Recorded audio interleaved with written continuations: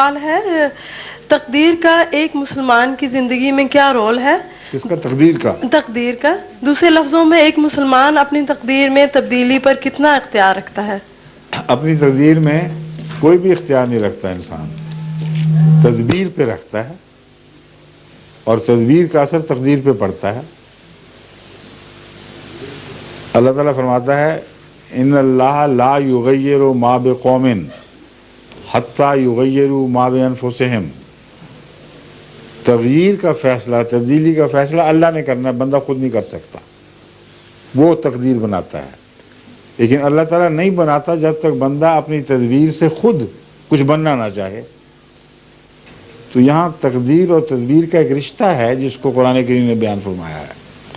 اس لیے بندہ تو اپنی تقدیر نہیں بدل سکتا، لیکن اس کی تدبیر اسے جو بنانا چاہتی ہے اللہ کی تقدیر اس کی مدد کرتی ہے، اور پھر خدا کی تقدیر کی برکت سے اس کی تدبیر کو پھل لگ جاتے ہیں۔